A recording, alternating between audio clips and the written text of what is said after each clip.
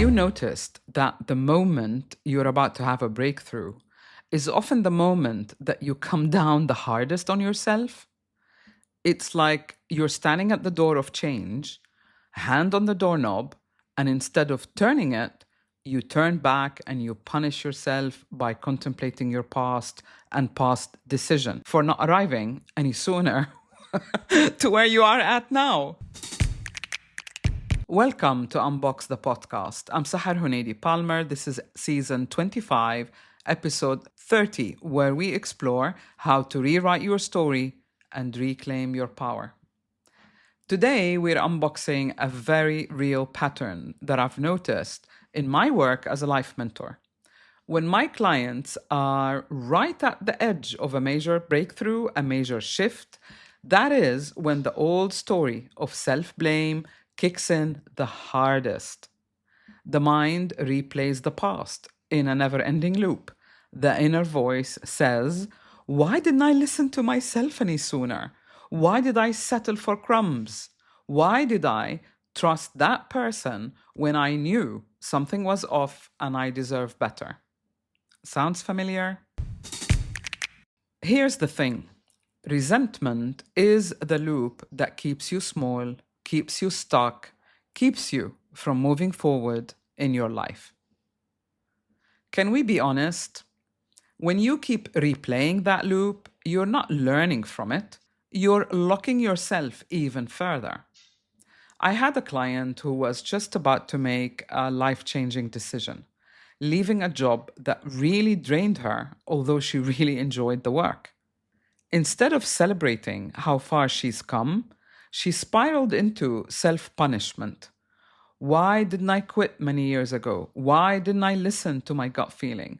That resentment didn't help her quit any faster. It almost stopped her from moving forward, creating a new chapter. This is what I call the guilt trap.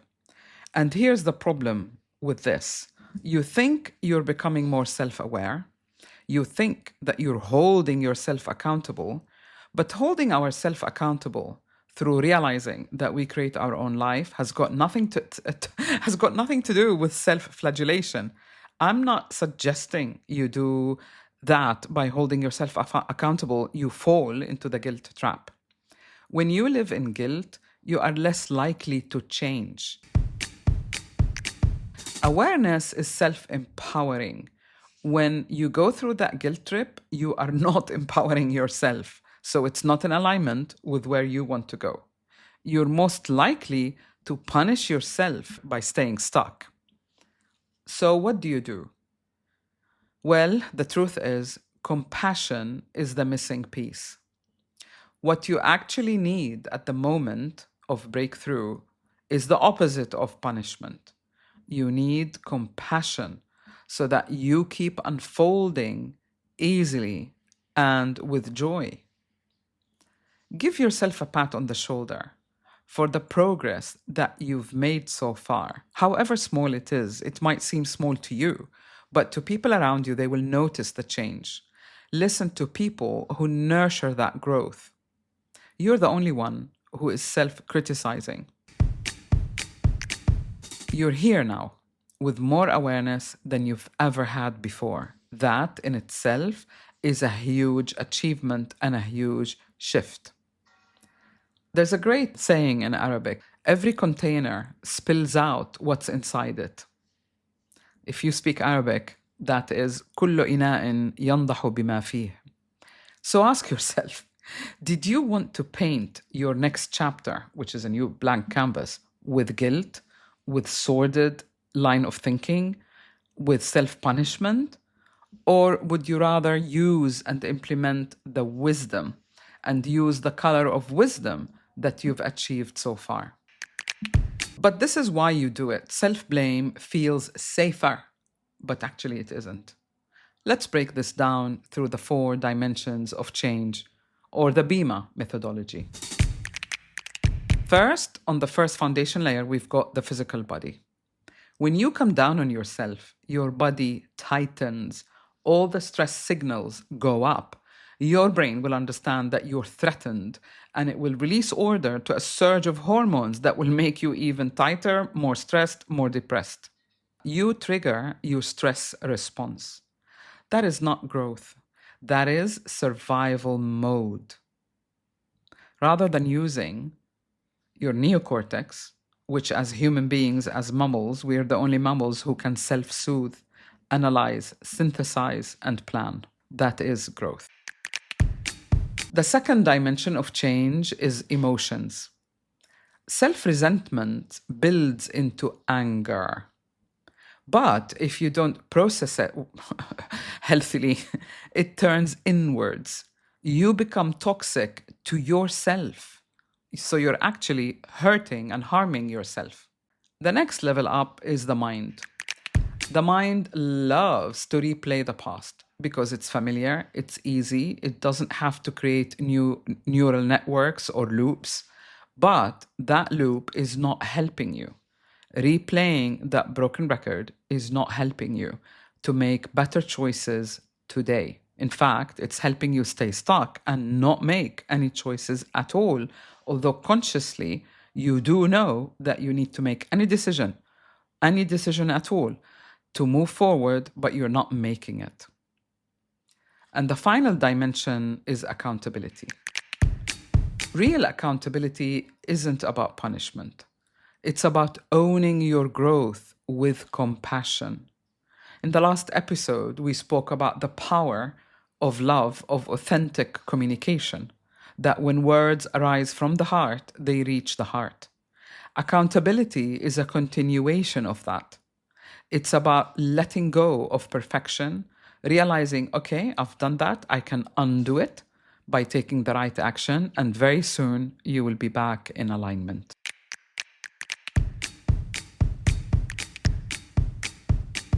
Let's talk about the permission trap. Many of you wrote to me, and I also have this group on WhatsApp, private group that I call the Unbox Collective. It's for clients whom I've worked with really closely, and we all share and they ask questions, and whatever it is about, I answer and we converse in real time. Many also in that group message me separately, directly to say that they still feel they need permission to be who they are. Another client said, I have to be perfect before I take the action. This is just another form of delay, another way of keeping yourself in the box, of keeping yourself, the real you, the person you're becoming, on hold. Let me tell you the truth. Nobody is going to come along with a golden ticket saying, you're ready, go for it. It's you who has to claim that moment for yourself. Here's a client story to demonstrate how you can break the pattern. One of my clients recently kept saying, I can't make a decision because of what if I get it wrong again? She had a track record of ignoring her inner voice and regretting it later. But here's what we worked on together.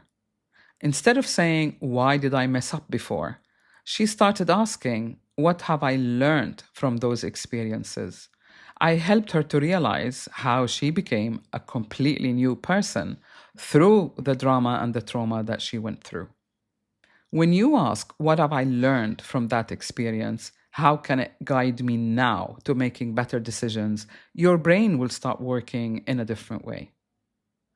The moment my client adopted that practice, she stopped punishing herself and her decision became clear. She stepped forward and she didn't collapse under guilt this time.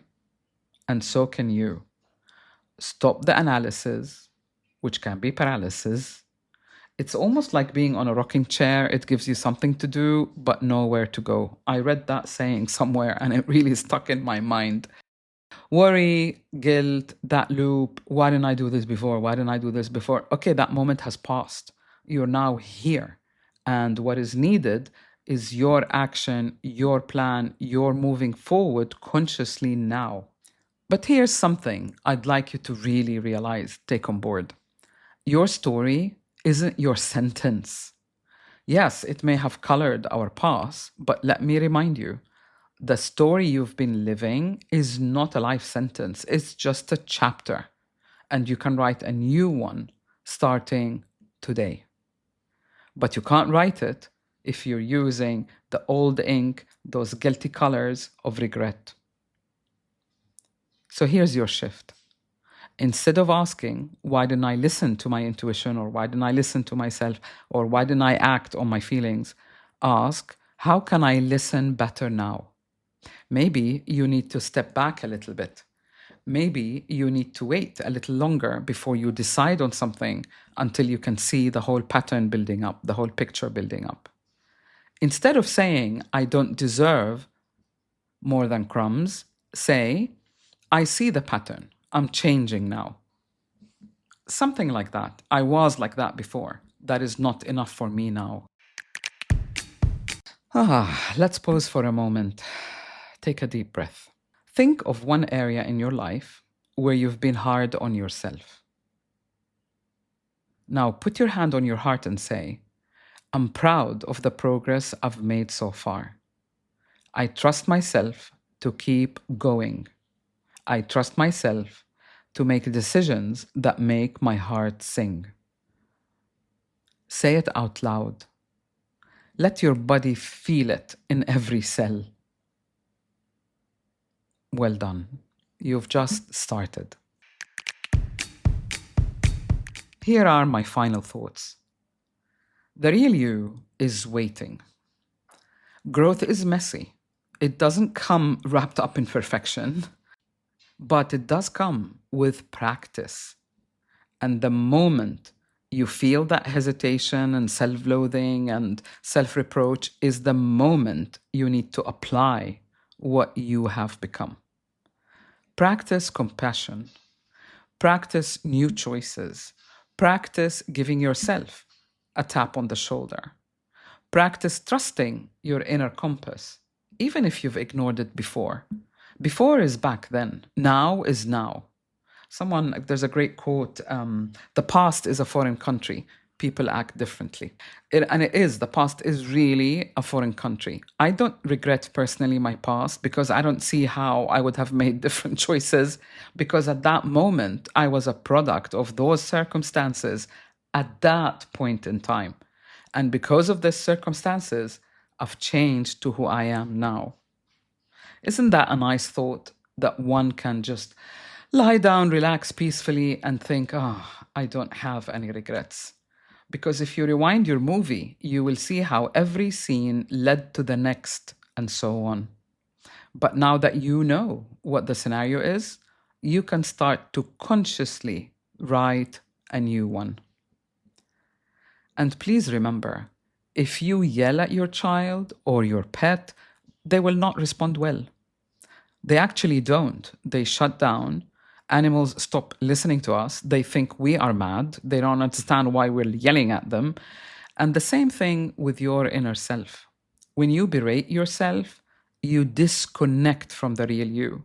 You disconnect from your truth of I am in charge of my life and I can build the life that I want.